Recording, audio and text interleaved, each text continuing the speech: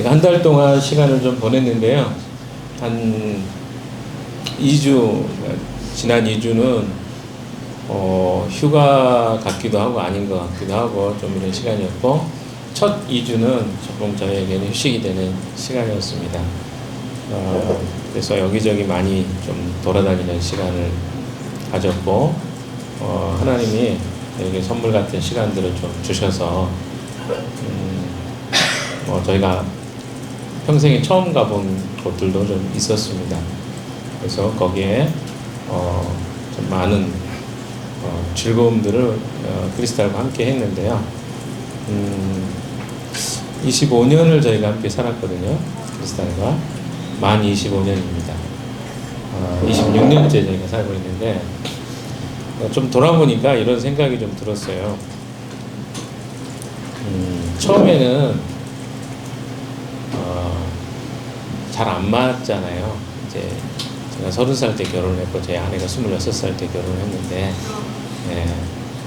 그래서 그런 거 저런 거 모르고 살았던 것 같고, 또 한 10년 정도 지나니까 서로 맞춰가기 위해서 그때부터 이제 좀 시동을 좀 걸기 시작했고요. 그리고 이제 한 25년 정도 되니까 조금 서로가 서로에 대해서 조금 언제부터 정확하게 모르겠지만 잘 맞춰져 가고 있다. 그래서 이번엔 제가 계획을 다 했거든요. 여행 계획을 제가 다 짰습니다. 계획서를 다 썼어요. 크리스탈한테 보여주지 않았지만 제공을 해줬어요. 근데 이제 그대로 다 되진 않았지만 계획 막 하고 계획을 했는데 또 예약도 하고 막 해서 갔습니다. 사실 보통 제가 과거에는 이런 거 하면 되게 실수를 많이 하거든요. 그래서 뭐 예약을 했는데 가서 보니까 예약이 안 됐다거나 뭐 이런 일이 종종 있었고, 그것 때문에 다툼이 시작되기도 했었고 기억이 납니다. 그런데 제가 또 시간이 지나면서 완벽주의가 돼가는 것 같더라고요. 그래서 뭐 어떻게 이해하실지 모르겠지만 그런 것들이 좀 잘 진행이 됐고, 또 제 아내 같은 경우는 계획적이지 않고 즉흥적으로 하는 걸 되게 조금 어려워했었거든요. 근데 한 25년 좀 같이 사니까 이제는 조금 즉흥적으로, 조금이 아니라 많이 즉흥적으로 해도 그것이 우리 아내에게 이제 더 이상 걸림이 되지 않는 그런 여행이 되었습니다. 그래서 소소한 즐거움과 기쁨들이 가는 곳곳마다 있었고요. 그 중에 이제 제가 실수로 이건 완벽주의를 제가 추구하지만 실수로 한 장소를 제가 예약을 했어요. 근데 그게 왜냐하면 장소를 잘못 예약한 게 아니라 거리를 잘못 계산한 거예요. 그래서 강릉에서 제가 이제 1박 하고 그 다음에 중간 정도 되는 위치에 갔다가 그 다음에 또 곳을 가면 좋은데, 제가 그곳이 가까운 곳인지 알고 청송이라는 지역을 강릉에서 청송으로 나중에 한번 거리 계산해 보시면 그런 생각이 좀 멀더라고요. 그래서 이제 청송이라는 곳을 갔는데 좀 실수를 한 거죠. 어떻게 보면 예약을 실수를 한 건데, 거기에서 이게 참 하나님이 좀 보물처럼 또 저에게 또 숨겨주신 또 축복 같은 선물들을 또 경험하게 됐습니다. 특별히 이제 두 가지를 경험하는데, 하나는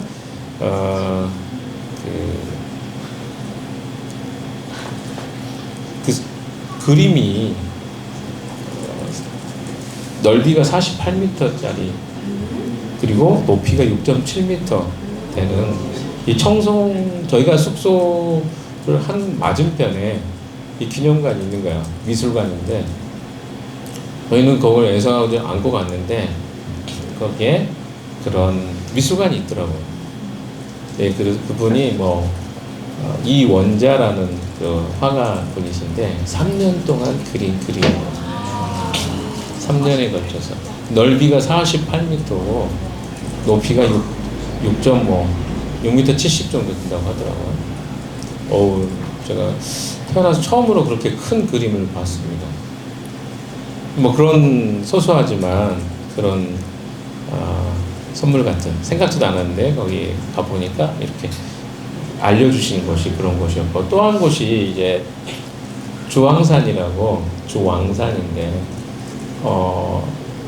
저는 산을 그렇게 막 좋아하고 막 이런 건 아닌데 거기를 추천받아서 갔거든요. 너무 멋있는 거예요, 산. 근데 이번에 그 산불 때문에 거기도 영향을 받았다고 하더라고요, 주황산까지. 그래서 나중에 확인을 안 해봤어요, 지금 어떻게 됐는지. 근데 너무 좋은 선물 같은 그 두 장소를 좀 갈 수 있는. 예. 근데 제가 거기 가서 주황산이 아니라 그 48m짜리 화가가 3년에 걸쳐서 뭐 밥 먹고 그것만 한 거예요, 3년 동안. 그 그림을 봤는데 나중에 한번 보십시오. 그 그림을 이렇게 전체적으로 이렇게 보는데 너무 커요, 진짜. 우리가 여기 한 몇 미터 되나? 한 15m 되나? 17m 되나? 그러니까 한 3배가 넘는 거리거든요, 그림이. 높이는 이거 2배 정도 되니까. 예. 생각하시면 얼마나 클지를 한번 상상이 되실 거예요. 그 정도 그림인데, 이 그림을 보면서요, 처음 보는 그림인데, 그 그림에 대해서 설명을 좀 들었고요. 그리고 제가 유심히 관찰을 좀 했어요. 꽤 뭐 짧은 시간 아니고 한 30분 정도의 시간 동안 계속 그 그림 보는데 그냥 감탄이 들더라고요. 그러니까 내가 평생에 봤던 그림 중에 가장 큰 그림. 그러면서 그 그림의 모습들을 이렇게 쭉 살피고 감찰하는데 감탄이 일단 되니까, 그래서 어떻게 이렇게 그렸지라고 하면서 역사도 보게 되고 스토리나 이런 것들, 그 사람이 누군가도 알게 되고, 그리고 나서 그 주인, 제가 에어비앤비를 했는데 그 주인 집에 갔는데 무슨 많이 본 것 같은데? 라고 생각하고 물어봤어요. 이거 혹시 그분 그림 아닌가요? 이원자님 그림 아닌가요? 그랬더니 맞대. 제가 짧은 시간에 한 30분밖에 안 되는 거였는데 그 그림을 보고 그 주인집에 있는 그 그림이 그분의 그림인 걸 제가 맞춘 거예요. 전 그림에 별로 뭐 잘 알거나 소질이 있는 것도 아닌데. 그 상황을 보면서 사람이 되게 짧은 시간이지만 이 그림에 대한 관심과 또 조금의 정보만 알아도 이런 화풍이라 그러죠. 그림을 그리는 방식이 제가 문외한임에도 불구하고 금방 캐치가 되는 것들을 보았습니다. 오늘 이제 사실은 이 설교의 내용이 좀 연관이 좀 돼 있습니다. 그래서 오늘 좀 이야기를 제가 좀 나누고 싶었어요. 우리가 무엇인가를 잘 알고 보게 되면 그것이 나의 삶 속에서도 자연스럽겠고요, 구별되고 드러나게 되고 또 그렇게 모방하게 되고 이런 삶으로 살아갈 수 있다는 것, 이거 여러분 좀 기억해 두시고 이따 말씀 속에 어떤 의미인지 좀 같이 봤으면 좋겠습니다. 우리는 요한복음 17장에 이제 들어왔습니다. 요한복음 1장에서 12장까지를 표적의 책이라고 했습니다. 기적이 있었죠. 7가지 기적. 물이 포도주가 되는 사건, 또 왕의 신하가 신하의 아들이 병을 고치는, 그렇죠? 사건, 또 오병이어의 사건, 또 물이 예수님의 제자들이 풍랑을 만났는데 그 풍랑을 극복하는 사건들, 또 소경되었던 사람이 눈을 뜨게 되는 사건들, 나사로가 죽었다가 살아나는 사건들, 또 제가 빼먹은 거 있나요? 하나가 빠진 것 같은데, 아무튼 뭐 이런 사건들, 이게 7가지 기적입니다.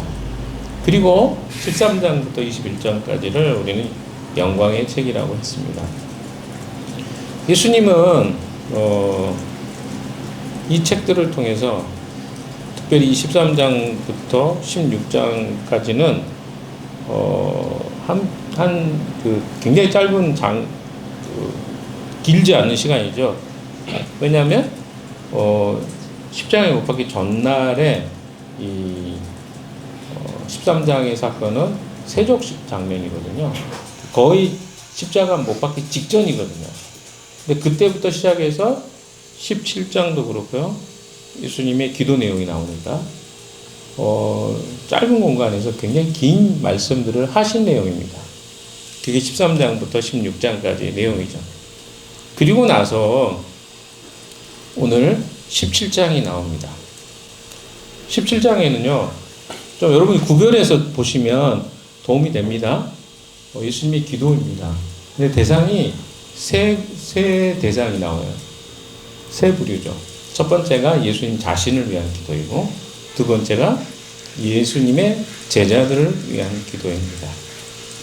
그 다음에 세 번째는 제자들을 통해서 복음을 듣게 될 사람들을 위한 기도의 내용입니다. 이 내용이 오늘 17장의 내용인데 오늘 우리는 17장 1절에서 8절까지 내용을 좀 보려고 합니다. 자, 그러면 먼저 예수님께서 자기 자신을 위해서 기도한다는 것은 어떤 의미가 있을까요? 특별히 자신을 영광되게 해달라고, 그래서 하나님 아버지께 영광이 되게 해달라고 기도를 하고 계십니다. 이런 뜻은 어떤 의미가 있을까요? 기도라는 것은요, 자기 본연의 자기 자신을 인정하는 것입니다. 그러니까 본연의 자기 자신을 인정한다는 말은 무슨 말이냐면, 기도하는 일은 누군가에게 부탁하는 것이잖아요. 이것은 무엇입니까? 자신의 한계를 인정하는 일이죠. 누군가에게 요청하고 부탁한다는 것은요, 되게 어떤 일로 생각됩니까? 자기가 부족하다는 걸 인정하는 거예요. 그래서 제가 예전에 CC 간사를 하려고 할 때 많은 사람들이 처음에 이제 제가 막 직장생활 하려고 할 때 우리 어머니가 제일 싫어하셨어요. 빌어먹는 일 하지 마라, 이런 표현을 하셨거든요. 그러니까 남에게 아쉬운 소리 하는 것을 싫어하는 거예요. 그런 일 하지 말아라. 왜 그런 일 하려고 하냐. 그래서 저는 더 하고 싶었습니다. 네. 제가 반항적인 마음이 그때도 많이 있어가지고. 네. 아무튼 기도한다는 건 자기 연약함을 인정하는 거예요. 그래서 기도한다는 것은 무엇입니까? 내 능력을 인정하고 그 대상을 신뢰하는 겁니다. 이게 바로 기도의 전제되는 내용입니다. 또한 나를 위한 기도가 아니라 누군가를 위해서 우리가 보통 중보를 하면서 기도하는 것이 일반적 기도라고 생각합니다. 그런데 어떻습니까? 오늘 본문에는 예수님께서 자기 자신을 위해서 기도하고 있는 것을 보게 됩니다. 자, 예수님이 자기중심적인 분이십니까? 절대 아니셔요. 그럼에도 불구하고 예수님은 누구를 위해서 먼저 기도하십니까? 자기 자신을 위해서 기도하는 거죠. 우리가 오해하고 있는 것 중에 하나가 나를 위해서 뭔가를 한다는 것에 대해서 사람들은 상당히 많은 오해를 가지고 있습니다. 나를 위해서 먼저 무엇을 한다는 것은 굉장히 자기중심적이고 또 이기적이라는 생각을 갖고 있는 것 같아요. 그러나 성경을 우리가 잘 공부하면 할수록 깨닫는 것은 무엇이냐면, 나를 위해서 무엇인가 한다는 것은요, 굉장히 하나님 중심적으로 살아가는 삶입니다. 왜? 예수님이 그렇게 하셨고, 또 예수님의 말씀 속에서도 내 이웃을 내 몸처럼 사랑하라고 하셨기 때문에. 그러니까 내가 먼저 시작이에요. 내 자신에 대한 사랑과 이해가 부족한 사람이 다른 사람을 사랑한다? 거기 반드시 문제가 생길 수밖에 없습니다. 왜? 여러분 아시잖아요. 우리가 지금 서로가 울고 있네요. 근데 이제 아이를 키우는데 부모가 자녀를 잘 못 키울 때는 그 이유가 뭐냐면 자기를 케어하지 못하는 존재가 누군가를 케어하려고 할 때 어려움이 생기는 거예요. 그러니까 자기 자신을 잘 돌보는 사람이 누구도 잘 돌볼 수 있다? 자녀도 잘 돌볼 수 있다. 이게 중요합니다. 그래서 우리는 예수님이 자기 자신을 위해서 기도하셨다는 것이 이기적인 것이 아니라 그렇게 하시는 것이 굉장히 중요한 기도의 기준점을 우리에게 제시해 주고 있다라고 생각할 수 있겠습니다. 반대로 여러분 세상을 기도하지 않는 사람은 어떤 사람일까요? 세상을 자기 혼자 힘으로 살아갈 수 있다고 생각하고 행동하는 사람이기 때문에 기도하지 않습니다. 온 세상이 자기만을 위해서 존재해야 되는 그런 것으로 생각하기 때문에 이 사람은 굳이 누군가를 위해서 누군가에게 자기 자신을 위해서 기도할 필요가 없다고 생각하는 사람이겠죠. 자기 스스로가 대단하다고 생각하고 살아가기 때문에 창조주를 인정한다? 굳이 그 창조주에게 내 필요를 구한다? 이런 것들이 필요가 없다고 생각하는 것이죠. 만약에 기도를 한다면 내가 괜찮은 사람인데, 제가 늘 이야기했죠. 괜찮은 사람인데 조금 더 괜찮기 위해서 당신이 필요한 거야 라고 생각할지 모르겠어요. 그래서 여러분들 안에 혹시 기도는 하는데 하나님을 인정하지 않으면서 기도하면서 나는 기도는 해요, 이렇게 말한다면 그건 올바른 기도가 아니라고 할 수 있겠습니다. 자기가 창조주가 되는 것이죠. 자기의 부족함을 인정하지 않는 사람. 자기 자신의 연약함과 부족함이 인정될 때 우리는 다른 사람도 용납하고 이해할 수 있게 됩니다. 근데 나에게는 어때요? 절대 선이야, 내가 하는 행동은. 그래서 내가 하는 행동은 옳은 것이고 네가 하는 행동은 다 틀렸어. 그래서 너는 나한테 잘해야 돼 라고 말한다면 이 부부간의 문제도 다 이런 것 때문에 갈등이거든요. 과거에 저도 그렇게 크리스탈에게 자주 했던 반성이 아니라 돌아보는 겁니다. 성찰을 해봅니다. 싸움의 원인이 뭐였을까? 그거는 아내가 됐든 남편이 됐든 똑같아요. 어떻게 한쪽 사람만 잘못할 수 있겠어요? 그 사람 잘못도 있고 나의 잘못도 있는데, 이게 좀 자아가 센 사람은 어떻게 하냐면 내가 한 잘못을 어때요? 포장하고 잘한 걸로 포장하고 상대방의 잘못은 크게 확대시키는 경향이 있죠. 그래서 기도한다는 것은 뭐냐면 자기 연약함을 인정하는 거예요. 연민하는 게 아닙니다. 기도는 하나님 앞에서 자기의 부족함과 연약함을 실제로 인정하는. 예수님이요 연약한 분이 아니셨어요. 그래서 연민이 아닙니다. 이 기도는 무엇입니까? 철저하게 하나님의 아들로 부름받아 이 땅에 오신 그리스도께서 그 성부를 향해서 자기의 부족함을 고백하는 내용이에요.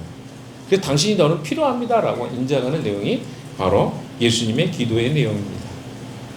1절의 내용을 통해서요, 예수님은 때가 되어서 아들로 영화롭게 해달라고 이야기하고 계십니다. 1절 한번 같이 한번 읽어볼까요? 1절 한번 띄워주십시오. 1절 같이 읽겠습니다. 시작. 예수께서 말씀을 마치시고 눈을 들어 하늘을 우러러보시고 말씀하셨다. 아버지, 때가 왔습니다. 아버지 아들을 영광되게 하옵소서. 아들이 아버지께 영광을 돌리게 하여 주십시오. 여기서 나오는 말은 무엇입니까? 예수님의 대제사장적 기도라고 이야기를 합니다. 근데 예수님의 아버지를 향한 사랑, 또한 우리를 향한 사랑의 내용이 여기에 구구절절히 담겨 있습니다. 이 기도를 한번 좀 보십시오. 이 기도 속에 제일 먼저 이야기하고 있는 게 무엇입니까? 네? 제일 먼저 뭐라고 이야기하시죠? 아버지, 아버지요 라고 이야기합니다. 아버지는 뭡니까? 하나님을 지칭하고 계시죠.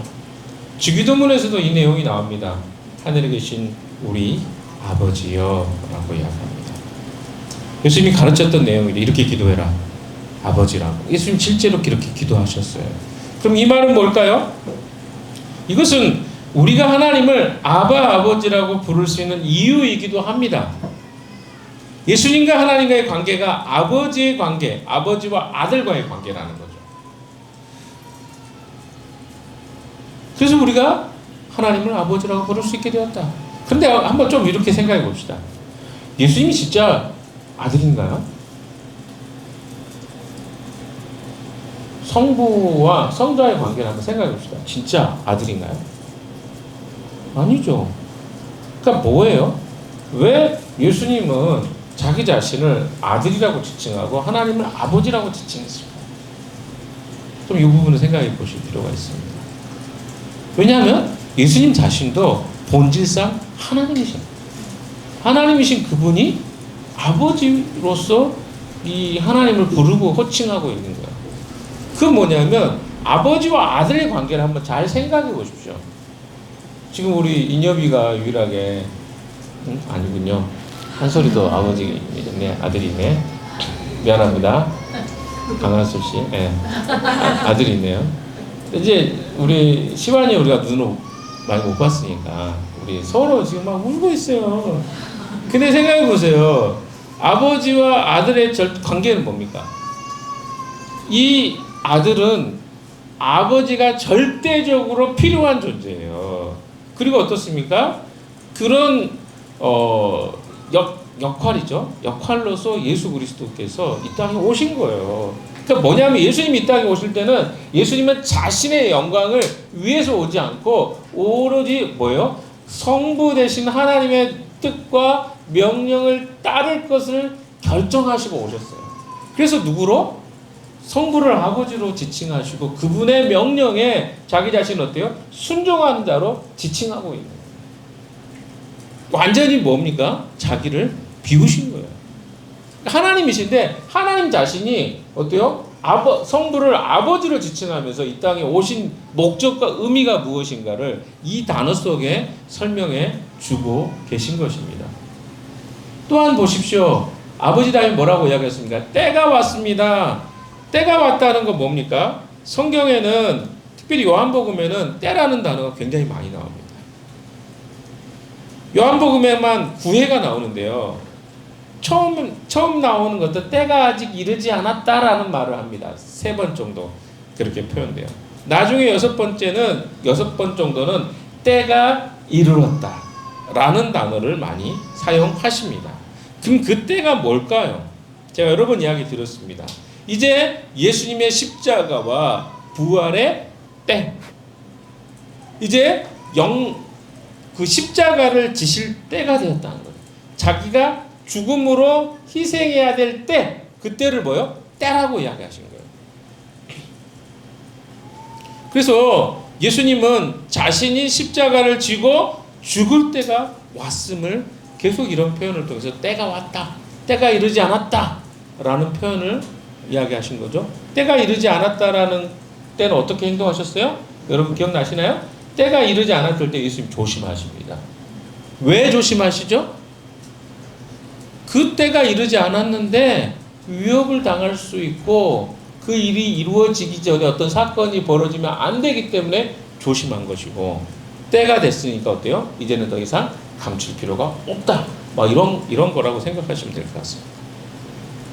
그래서 예수님 자신이 십자가의 죽음으로 하나님의 뜻이 이루어질 때가 왔다는 사실을 예수님은 이렇게 고백하고 계신 것입니다. 자, 그러면 여기 뒤에 보십시오. 그럼 이때가 왔는데 아버지 아들을 영광되게 하셔서 아들이 아버지께 영광을 돌리게 해주십시오. 이건 무슨 말일까요? 아니, 예수님이 십자가에 못 박히시는 것이 영광이 된다는 말이에요. 이게 말이 됩니까? 아니, 어떻게 예수 그리스도의 십자가의 죽으심이 하나님께는 영광이 될까요? 여기 해석이 필요한 거죠. 왜 영광이 될까요? 여러분, 예수님의 죽으심은요, 하나님의 영광이 될 수밖에 없었던 이유는 뭐냐면, 이 십자가 안에 뭐가 보이는 거예요? 하나님의 사랑이 보여지는 거예요. 그래서 성경은 이렇게 말합니다. 우리가 아직 죄인 됐을 때 하나님께서 우리를 위하여 죽으심으로 하나님의 사랑이 우리에게 확증되었느니라. 로마서 5장 8절. 우리가 하나님을 알지 못했을 때 이미 그리스도께서 우리를 위하여 죽으심으로 하나님께서 우리를 향한 사랑이 확증되셨다. 이렇게 이야기하고 있습니다. 이게 무슨 말입니까? 예수 그리스도의 그 십자가는 하나님의 사랑의 최고의 절정이에요. 그러니까 하나님이 얼마나 인간을 사랑하시는지가 십자가라는 그 사건을 통해서 가장 잘 드러날 수 있기 때문에 이게 뭡니까? 아들이 영광이 되는 건 나중에 설명합시다. 하나님께 영광이 된다는 겁니다. 무엇을 통해서? 예수님의 죽으심을 통해서 하나님께 영광이 됩니다. 근데 이게 또 누구에도 영광이 돼요? 아들에게도. 근데 왜 아들은 왜 영광스러울까요? 자, 예수님의 죽으심은요, 예수님은 그걸 알고 계신 거예요. 예수님의 죽으심으로 어떤 결과들이 일어나게 될 것인가를 알고 계신 것입니다. 예수님의 죽으심은 우리가 어제 이제 언약 가족들하고 그걸 좀 했어요. 바이블 프로젝트에 대한 것들을 어떻게 우리가 자료화할 것인가 봤는데 거기에도 그런 비슷한 게 나왔습니다. 근데 거기 그 내용이 뭐냐면 예수님께서 자기 자신이 하나님의 영광이 되는데 어떻게 영광이 되냐면 자기가 희생하고 죽으심으로 결과가 나와요. 어떤 결과가 나옵니까? 어떤 결과? 죽었던 수많은 인류가 회복되고 그분을 믿고 받아들임으로 살아나는 역사가 일어날 것을 주님은 아셨던 것입니다. 그래서 어때요? 그것이 자기에게도 영광이 되신다고 말씀하고 계신 것이죠. 왜? 죽었던 인류에게 소망과 희망이 되는 그 일에 누가? 예수 그리스도가 되어지고 있기 때문에 이것은 자기 자신이 영광이 되는 것이고 또 무엇입니까? 하나님께는 하나님의 사랑이 세상 사람들에게 보여지는 그 영광이 나타나게 되었다 라고 이야기하고 계신 것입니다. 사랑하는 여러분, 우리에게 어떤 것은요 조금 불편한 일이기도 하고 또 그것이 가장 최악의 순간이라고 생각되는 어떤 상황일 수도 있습니다. 그러나 어떨 때는 그것이 하나님께 영광이 되기도 합니다. 성경적으로 이야기하면 어떤 사람들의 순교가 되기도 하죠. 바울 같은 사람들은 고통스럽게 성경에는 그 표현이 되어 있지 않지만 순교했습니다. 베드로도 순교했고요. 수많은 사람들이 제자들이 순교했어요. 그럼 그들이 고통이죠. 그러나 또 하나의 관점에서는 어떤 일이 일어납니까? 그것으로 인해서 복음이 엄청난 많은 사람에게 전달됩니다. 그런 일들이 많습니다. 그래서 성경은 이렇게 표현하죠. 하나의 밀알이 땅에 썩어져 죽지 않으면 하나알 그대로 있고 죽어서 썩어지면 많은 열매를 맺게 된다. 그것이 바로 예수 그리스도의 영광과 빗대어서 이야기하고 있는 이야기입니다. 우리가 구원받은 목적은요 하나님을 영화롭게 하는 것입니다. 왜? 생각해 보십시오. 예수 그리스도가 우리를 영화롭게 하기 위해서 우리를 대신해서 죽으셔서 우리가 생명을 얻게 됐어요. 그럼 우리는 목적이 뭡니까? 우리의 삶의 목적은 하나님을 영화롭게 하는 것입니다. 이사야서 43장 41장인가요? 봐야 될 것 같은데요. 이사야 41장 우리 인간의 목적에 대해서 이야기하고 있죠. 우리가 이 땅에 태어난 목적은 뭐라고요? 우리를 구원하신 목적? 하나님의 영광을 드러내고 찬미하기 위해서. 41장이 43장인지 제가 가물가물합니다. 한번 확인해 보세요. 우리를 하나님이 부르신 목적, 구원하신 목적 뭐예요?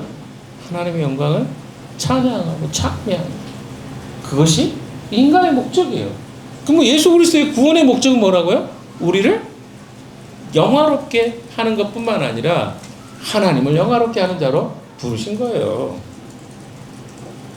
그게 구원의 목적입니다. 그럼 여러분 구원의 목적대로 살고 있습니까? 내 삶을 통해서 하나님을 영화롭게 하고 하나님의 영광을 드러내는 일에 여러분의 삶과 인생이 들여지고 있습니까? 잘하고 계신 것입니다. 왜? 그것이 우리의 부름의 목적이기 때문에. 그런데 내가 내 삶, 내 직장 생활이든 내 가정 생활이든 내 삶을 통해서 하나님의 영광을 드러내는 일이 나타나고 있지 않다면 여러분은 잘못 살고 있는 거예요. 왜? 하나님은 우리를 그렇게 부르셨기 때문에 그렇습니다. 2절 3절 같이 읽어봅시다. 2절 3절 시작. 아버지께서는 아들에게 모든 사람을 다스리는 권세를 주셨습니다. 그것은 아들로 하여금 아버지께서 그에게 주신 모든 사람에게 영생을 주게 하려는 것입니다. 영생은 오직 한 분이신 참 하나님을 알고 또 아버지께서 보내신 예수 그리스도를 아는 것입니다. 자, 2절에 대한 이야기는 아까 제가 좀 설명을 했습니다. 3절에 뭡니까? 중요한 이야기 나오죠. 영생이라는 게 뭡니까? 영생에 대해서 여러 차례 얘기했어요. 영생, 영원히 사는 것, 그것을 영생이라고 말하지 않습니다. 어떤 사람들은 다 영원히 사는 걸 영생이라고 생각합니다. 그러나 여러분 아십니까? 죽은 자든 이렇게 믿지 않고 죽는 자든 믿고 죽는 자든 다 우리는 부활하게 됩니다. 영생하게 됩니다. 영원히 살아요. 근데 성경이 말하고 영생이라는 관계적 언어예요. 관계적 언어라는 하나님과 관계 맺고 영원히 사는 걸 이야기합니다. 그러니까 뭡니까? 영생은 하나님과 관계가 회복되는 것을 이야기해요. 하나님하고 관계가 회복돼서 영원히 살게 되는 이 영생은 유일하신 참 하나님과 그가 보내신 자 예수 그리스도를 아는 것이래요. 자, 두 가지 이야기하죠. 유일하신 참 하나님과, 여기서 유일하시다는 표현을 나왔습니다. 유일하신 참 하나님, 그리고 그가 보내신 예수 그리스도를 아는 것이 영생이라는 거예요. 누구를 아는 것? 하나님을 알고 그가 보내신 분, 메시아 되신 그리스도를 아는 것이 영생이라는 것입니다. 여러분, 이것이 복된 것입니다. 그래서 사람들은 그걸 몰라요. 그러니까 안다는 거죠. 여기서 안다는 거, 지식적으로 안다는 그 개념이 아니에요. 성경에서 알다라는 단어는 그런 개념이 아니라 뭐라고요? 경험과 체험적인 영역이 훨씬 강합니다. 그러니까 우리가 알고 있는 그 하나님, 유일하신 하나님 성부와 성자 되신 그리스도를 어때요? 우리의 삶을 통해서 경험하고 살아가는 것, 그게 뭐예요?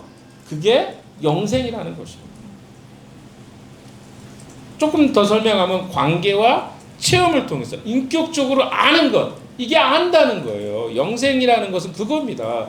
그러니까 하나님에 대해서 이해하지 못하면 영생을 소유하지 못한 거예요. 겪어보고 체험해봐야 우리는 아는 것입니다. 그냥 누군가에 대한 정보를 아는 것, 그걸 안다고 말하지 않아요. 성경에서는. 아는 것은 내가 겪어보고 이 사람은 누구야 라고 확신할 수 있게 되는 것, 그걸 안다고 이야기하는 것입니다. 여러분, 안다는 것은요, 그 깊은 신뢰와 사랑의 관계가 형성되었다 라고 볼 수 있는데, 이것을 안다고 말합니다. 그 관계가 형성되어 있습니까? 하나님과의 관계가? 예수 그리스도와의 관계가? 그럼 여러분 아는 거예요, 주님은. 그러나 그분을 내가 정보로만 알고 있습니까? 모르는 거예요. 어떤 사람들이 이런 이야기를 합니다.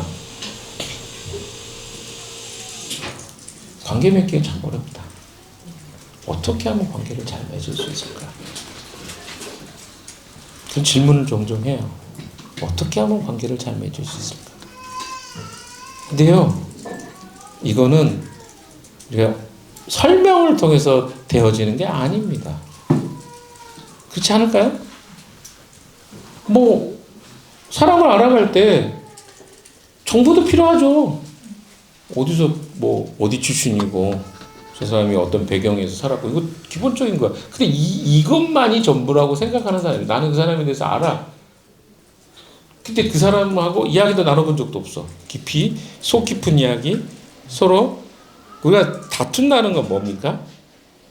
어때요? 서로 다른 의견 차이가 있는 거잖아요. 의견 차이가 있고 그러면서 어때요? 일치를 향해 아까 제가 크리스타라고 저하고 관계 얘기했죠.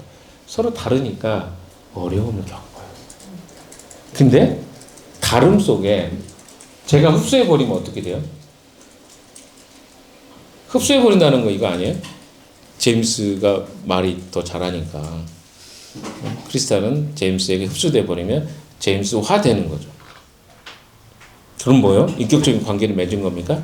아니죠. 그냥 크리스탈은 내 부하나 수하가 되는 거예요. 그래서 내가 말하면 말하는 대로 따라가는 존재가 되는 거예요. 이거를 인격적 관계라고 말하지 않아요. 무엇입니까?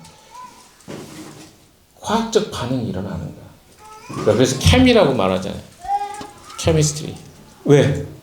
결합이 되는 거예요. 화학적 결합. H2O라든가 뭐 이런 거 다 나오죠. 뭐가 결합된 거예요? 수소와 산소가 결합하니까 H2O가 나오는 거 아닙니까? 그럼 뭐예요? 그 결합이 돼야 그게 관계예요. 그런데 우리는 뭐라고요? 내가 조종하는 관계, 수종하는 따르는 관계, 이런 걸 관계라고 생각할 줄 모르겠어요. 그렇지 않습니다. 누구든 관계에는요 상호 의존적 방향이 흘러가게 돼 있어요. 그래서 그것이 하나로 불편함 없이 맞춰질 때 이걸 관계라고 그래요. 그러니까 무슨 말입니까? 제가 관계에 대해서 왜 이야기했어요? 예수님을 안다는 것은요 단순히 그분을 정보와 지식으로 아는 게 아니라 그분을 인격적으로 따르고 싶은 마음과 의지가 생겨서 그분을 따르는 걸 말하지, 그분이 말하니까 아무 생각 없이 나는 그냥 따라간다 이게 아니란 말이에요. 그분과 내가 하나가 돼서 그분을 어때요? 신뢰하고 의지하고 따를 만한 이 마음이 되어질 때 우리는 따르는 거예요. 여러분 굉장히 중요한 부분입니다. 주님을 따르는 여러분에게. 여러분은 어떻게 주님을 따르고 있습니까? 모르는데 무조건 따라갑니까? 아니면 그분의 말씀이 내 마음과 삶을 지배해서 그렇게 살고자 하는 의지 속에 그분을 따르고 있습니까? 영생은 관계입니다. 그래서 그분을 알고 그분을 믿고 따르고자 하는 마음 속에 따르는 거예요. 그게 바로 영생이라고 이야기하고 있는 것이죠. 여러분의 영생을 소유하고 있습니까? 아무도 대답이 없네요. 네. 그럼 잘하신 것입니다. 그러나 여러분 안에 영생이 확실하지 않는 사람은요 아직 주님과의 관계가 분명하지 않기 때문에 그렇습니다. 여러분 누군가가 복종한다는 말은요 그게 좋은 이야기가 아니라고 제가 여러 차례 이야기 드렸죠. 왜? 내가 왜 복종해야 되냐? 근데 복종이라는 단어가 우리에게 굉장히 거북한 단어인 것은 사실이지만 하지만 거기에 사랑이라는 전제가 있다면요 복종하는 것도 나쁘지 않아요. 왜죠? 내가 사랑하니까. 근데 이 사람의 어떤 거 다 들어주고 싶은 거예요. 최근에 드라마 아시죠? 복사 소가수다. 관식이 같은 사람 다 원하는데 관식이 같은 사람은 없잖아요. 근데 관식이는 왜 그렇게 했을까요? 드라마에 아직 스포는 아니지만 해보면 사랑하니까. 누구를? 예수님을 너무 사랑하니까 자기의 것을 다 포기하고라도 나는 그 사람 들어주고 싶은 그 사랑입니다. 찐 사랑이죠. 그러니까 억지로가 아니라 내가 기꺼이 할 수 있으면 그건 사랑인 거예요. 인격적 관계 속에서 하는 사랑입니다. 우리는 주님을 그렇게 따라야 돼요. 마지못해 하기 싫은데 나 선교사 가기 싫은데 가라 그래서 가는 것 그게 사랑 아니에요. 그게 어떻게 사랑입니까? 주님이 그런 거 시키지도 않지만 우리 주님이 그런 분입니까? 하기 싫은데 너 억지로 해. 너 아프리카 가서 선교사 해. 그건 나 기뻐. 이렇게 말하실 분일까요? 아니라니까요. 내가 그것을 정말 주님이 기뻐하는 것을 하고 싶어서 할 수 있는 걸 더 기뻐하십니다. 마지못해 가는 게 아니라. 근데 사람들이 오해해요. 주님을 사랑해야 되니까. 그러라고 하니까. 그거 아닙니다. 주님 사랑하는 것은. 4절 5절을 한번 읽어볼까요? 4절 5절 시작. 아버지께서 내게 하라고 맡기신 일을 완성하여 땅에서 아버지께 영광을 돌렸습니다. 아버지 창세전에 내가 아버지와 함께 누리던 그 영광으로 나를 아버지 앞에서 영광되게 하여 주십시오. 자, 4절 5절의 이야기는 뭡니까? 예수님은 자기의 사명을 이제 모두 감당했다고 말씀하고 계십니다. 그래서 자신을 영화롭게, 아니 영광스럽게 해달라고 말씀하고 계신 것이죠. 여러분, 예수님처럼 신실하게 이 땅에서 자신의 임무와 사명을 감당했다고 우리가 고백할 수 있겠습니까? 4절 한번 다시 가보세요. 4절에 이렇게 이야기하잖아요. 내게 하라고 맡기신 일을 완성하여 땅에서 아버지께 영광을 돌렸습니다. 예수님은요, 진짜 퍼펙트하게 자기의 사명과 사역들을 완성하셨습니다. 성경을 여러분이 그 단어들을 한번 잘 보십시오. 말씀대로, 아버지께서 말씀하신 대로. 이런 표현이 얼마나 많이 나옵니까? 그러니까 예수님의 마음은요, 그 강박 속에 하신 것이 아니라 예수님, 하나님을 너무 사랑해서 그분이 말씀하신 것을 지키는 것이 너무 기뻤던 거예요. 그래서요, 뭐라고 해요? 주님 말씀하신 대로, 주님과 제가 약속했던 대로 제가 이 일을 행했습니다. 그리고 나서 예수님 십자가에 못 박혀 죽으실 때 하셨던 말씀이 뭡니까? 다 이루었다. 이제 죽어도 되겠다. 이거였어요. 그러니까 죽는 순간까지 예수님의 관심 뭐였어요? 하나님 아버지의 뜻을 수행하고 순종하는 것이었어요. 이게 바로 예수님의 삶이었습니다. 예수님은요, 자기 자신의 삶의 임무와 책임을 버거워하시지 않고 기꺼이 그것을 감당하셨다라고 고백하고 있습니다. 여러분, 우리 삶을 돌아보십시오. 여러분은 주님께서 여러분들에게 이 땅에서 행하라고 사명과 임무를 주신 그 일들을 어떻게 감당하고 계십니까? 사명과 임무 하니까 그때부터 부담이 되죠. 왜? 사명과 임무는 부담이니까. 그러니까 우리가 그렇게 살고 있는 거예요. 그러니까 여러분의 직장 속에서, 여러분의 삶 속에서 우리는 의무로 살고 있는 거예요. 근데 이게 바뀌어야 되지 않겠습니까? 의무와 억지로 사는 것에 산 차이가 뭐가 있어요? 기쁨으로 사는 것과 사명으로 생각하고 사는 것은요, 의무로 살지 않습니다. 의무는 해야 되기 때문에 하는 거야. 억지로 하는 거죠. 그러나 사명은요, 기꺼이, 즐거이, 목표라고 생각하시면 돼요. 내가 살아야 될 삶의 목표예요. 목표를 알고 사는 사람하고 의무로 해야 되기 때문에 그것을 수행하는 사람하고 차이가 있을까요? 없을까요? 다르죠. 결과도 다를 것이고 자세도 다르고 그 시간을 보내는 모든 과정이 다 다를 것입니다. 예수님은요, 의무로 하지 않으셨어요. 목표와 사명으로 그 일을 생각하셨습니다. 그래서 주님은 영광스럽게, 영화롭게 해달라고 하나님께 요청하고 있는 것을 보게 됩니다. 여러분, 최근에 탄핵이 인용이 됐습니다.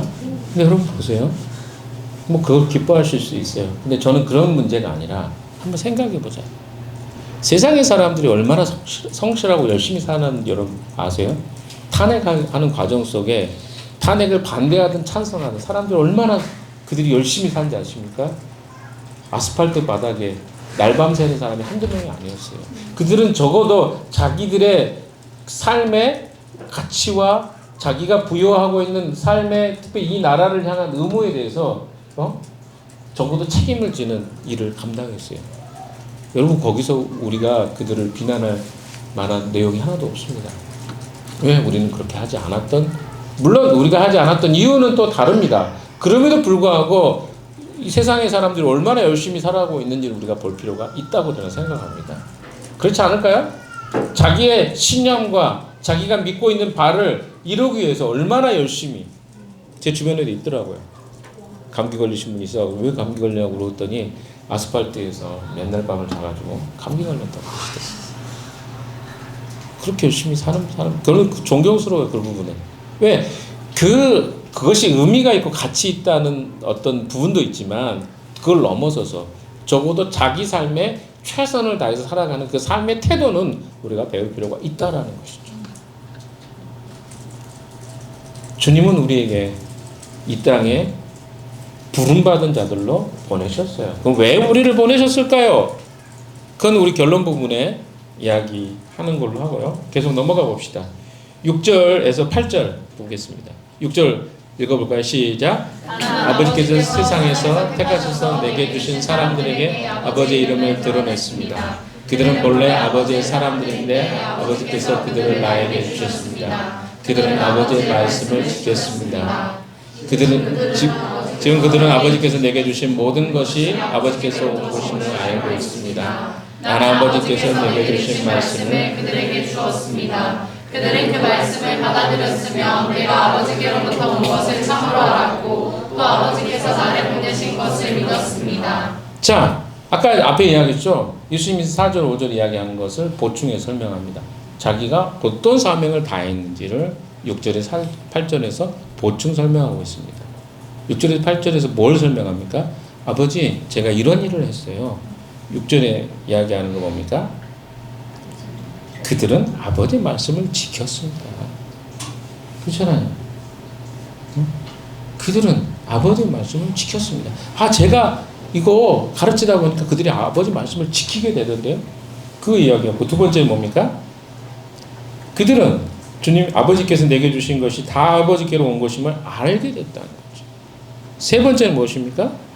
아버지께서 나를 보내신 줄도 믿었습니다. 이 세 가지예요. 첫 번째 뭐라고요? 지키었다. 알았습니다. 믿었습니다. 예수님은요, 제자들이 그렇게 되어진 것에 대해서 하나님께 보고하고 있습니다. 하나님 이렇게 되었습니다. 제가 이 사역을 완수했는데 완수하다 보니까 이 사람들이 어떻게 했다고요? 예수님 말씀은 하나님 말씀을 지키게 되었고 알게 되었고 또 믿게 되었습니다. 이 세 가지 단어를 통해서 설명해 주고 있습니다. 첫 번째로 지켰다는 것인데요. 이 지켰다는 말은 뭘까요? 네? 여러분, 예수님의 제자라고 할 수 있는 사람들은요, 하나님 말씀을 지키는 사람들입니다. 이게 어떤 의미가 있습니까? 하나님의 말씀을 예수님의 제자들에게 가르치셨을 것인데 그 말씀에 순종하고 따르게 되었다는 것을 이야기하고 계신 것입니다. 그러니까 예수님이 가르쳤는데 그 말씀을 그대로 지키던, 굉장히 중요한 이야기예요. 왜냐하면 우리가 그 말씀을 들었는데 지키는 사람이 얼마나, 지킨다는 말은 계속 그 말씀대로 살아간다는 말이거든요. 근데 우리가 우리 자신 알죠. 제가 교회에 이제 한 달 쉬었다고 와보니까 여러 가지 다양한 문제들이 있더라고요. 근데 거기에 핵심은 뭐냐면 우리가 하나님 말씀 어때요? 키핑하는 거죠. 유지하고 지키고 그대로 살아가는 것. 이게 안 되면 문제가 발생하는 거예요. 대부분의 갈등의 문제는 뭡니까? 하나님 말씀대로 우리가 살지 않기 때문에 발생하는 문제들이에요. 내 자신을 돌아볼 때 어디로 돌아봐야 돼요? 여러분, 그 디모데 전서의 말씀, 후서 말씀이나 전서 말씀이 전서죠. 전서 3장에 이야기하는 거예요. 하나님 말씀은 우리를 바르게 하고, 훈계하고, 우리를 어때요? 다시 의로 교육하고. 그것이 하나님 말씀의 역할입니다. 그러니까 말씀으로 우리를 어떻게 해요? 자꾸 우리를 새롭게 하고, 방향 전환하게 하고, 이끌어가도록 하게 하는 것. 그것이 예수님이 하신 일이에요, 제자들에게. 바로 그 일들이 제자들에게 일어났습니다. 예수님이 그 보고를 하나님께 하고 있는 것이죠.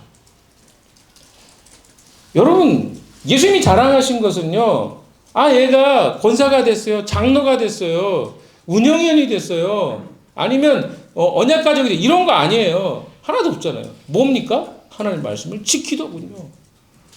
제가 가르쳤는데 걔네들이 하나님 말씀을 지켜요. 이게 저는 자랑스럽습니다. 지금 그 말씀을 하고 계신 거예요. 말씀에 순종하는 것이 하나님께서 이 땅에 우리를 부르시고 명령하신 아주 중요한 부르심입니다. 그 부르심 앞에 우리는 어떻게 우리 삶을 살아가고 있는지 점검할 필요가 있습니다. 두 번째로 예수님의 사역의 결과는요. 7절에 이야기하고 있죠. 지금 그들은 아버지께서 내게 주신 것 같이 다 아버지께로부터 온 것인 줄 알았습니다. 예수님을 통해서 그들이 알게 된 것은요. 하나님께서 예수님에게 허락하신 것이 모두 하나님께서 주신 것임을 알게 됐다는 것입니다. 그러니까 무슨 말이냐면 예수님을 통해서 이루어진 것이 이것이 성부께서 다 약속하시고 이루신 일이네? 이걸 알게 된 거예요. 예수님 자신을 드러낸 게 아니고 누굴 드러낸 거예요? 하나님을 드러내는 일에 온 힘과 마음을 쏟은 거예요. 자, 그러면 우리가 기억해야 될 게 뭡니까? 그걸 제자들이 알았다는 거예요. 아, 이거 다 하나님이 하신 거네. 그러니까 우리의 삶 속에 나타나는 어떤 행해지는 모든 것들이 다 어떤 것들입니까? 하나님이 우리를 통해서 이루시는 것들이에요. 근데 어때요? 그것이 내가 드러난다거나 누군가가 드러나는 것으로 쓰여지고 있다면 이건 잘못 지금 된 거죠. 직분 맡은 사람들, 또 어떤 역할을 하길 원하는 사람 다 생각해보죠. 자기를 드러내기 위해서 그 일을 하고 있습니까? 잘못된 거예요. 왜? 하나님이 드러나야 되는 일인데 그게 그렇게 드러나지 않는다면 문제가 있는 거 아니겠습니까? 예수님은요, 단순히 한 인간이 아니라 하나님께서 이 땅을 구원하기 위해서 보내신 분이셨습니다. 그래서 예수님의 이 행하심은 하나님의 대행자로서 행하신 것임을 예수님의 사역을 통해 제자들이 알게 됐다는 것입니다.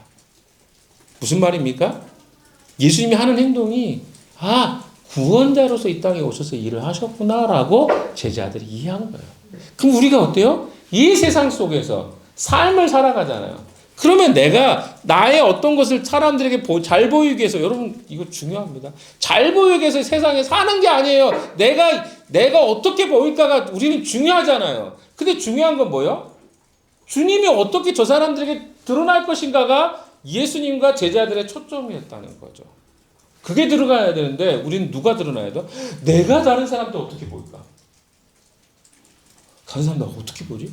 혹시 내가 이 행동하면 저 사람 나 싫어할까? 좋아할까? 미워할까? 내 저기 있으면 나는 어떻게 사람들이 인식이 될까? 이렇게 살지 않습니까? 그거 그렇게 중요한 이야기 아니라는 거예요. 예수님께는. 뭡니까?